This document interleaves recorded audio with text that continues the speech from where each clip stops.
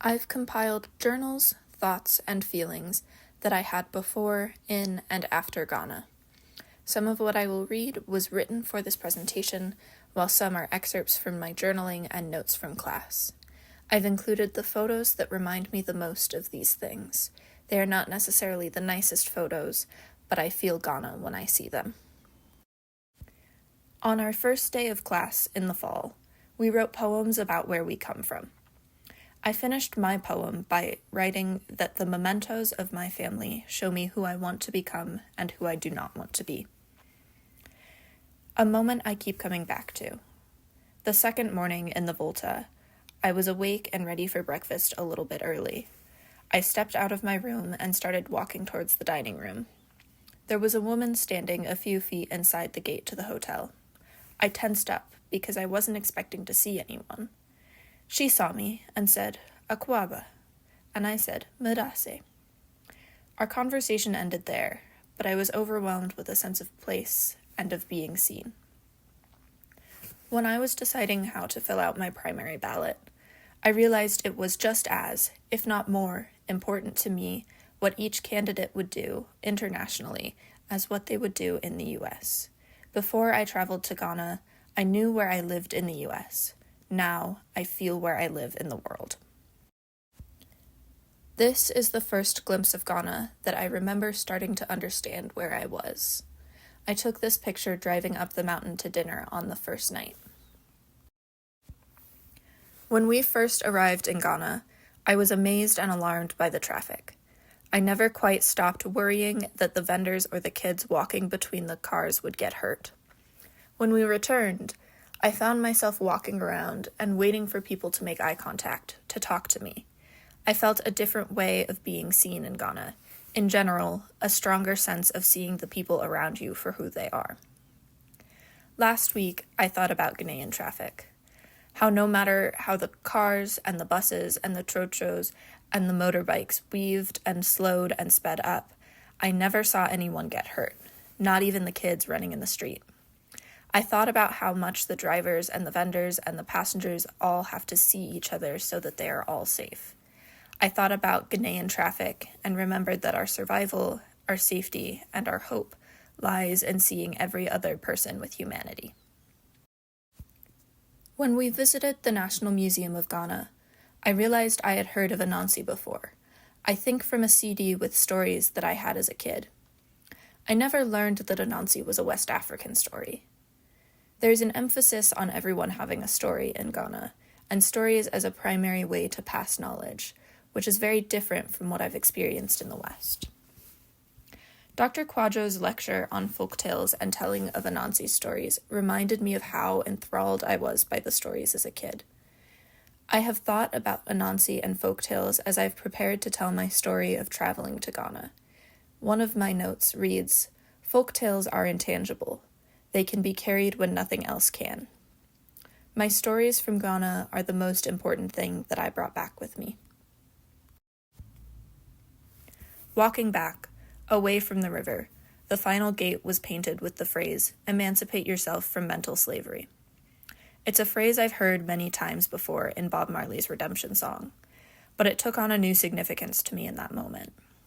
It encapsulates questioning and breaking from Western thought, white supremacy, colonialism, and imperialism. I think that emancipation is critical to understanding solidarity. Only when I am able to let go of my right to comfort, of perfectionism, of urgency, do I have the chance to connect with Ghana for all that it is. In one of the pieces we read about whiteness, Dreyer concludes that whiteness needs to be made strange. I felt the strangeness of whiteness, maybe for the first time in my life, in Ghana, in the way that we were seen on the beach and filmed in public. Of course, this comes with the caveat that the strangeness I felt was not rooted in trauma. I am not seen the same way in the US as I was in Ghana, but I still sense the strangeness of whiteness now that I am back. I can see the ways that whiteness is treated as default. Standing on the beach in Cape Coast the second day was when it really hit me that I would have to return to the US. I kept looking out at the ocean and the unfathomable distance between how I felt in Ghana and how I felt before I left the US. Since we got back, I have felt shocked at the unwillingness to see each other, to see humanity in others that I have witnessed. It was there before I left, but now I have the lens to see it. Ghana gave me the lens to seek out the humanity in others. My feelings were echoed in that first meeting back. One of my notes from class reads, "It is very Ghanaian to look at difference and see yourself in them." In Ghana, I had time to soak in my thoughts, experiences, and interactions, to be present and to take my time to process. Here, I am not afforded that luxury. And I know how to get by without enough time because that's how I was taught to get by in the US. But I want to work on finding ways to step out of the current when I need to get closer to myself, to others, and to humanity. I intend to journal more frequently to allow myself more time to sit with my thoughts, experiences, and interactions.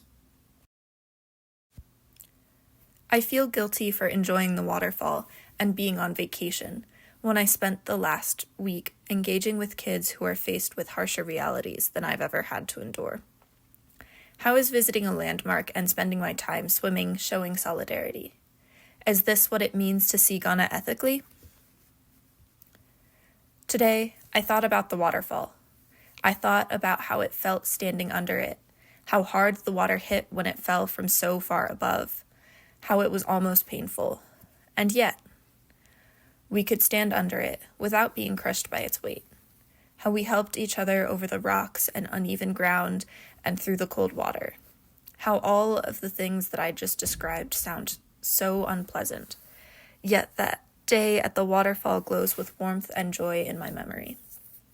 I thought about the waterfall, and I remembered that all unpleasant things, fear and grief, are survived in community, in care for each other, and in patience.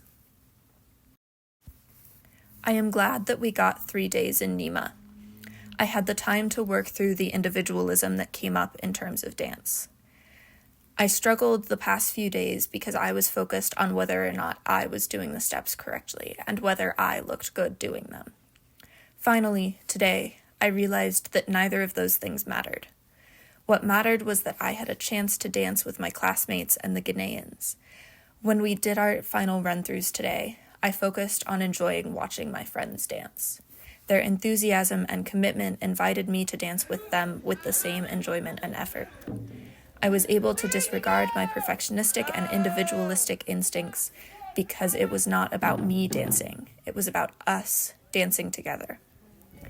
We were working together to share aspects of our humanity, and that expression was far more important than the look of the final piece.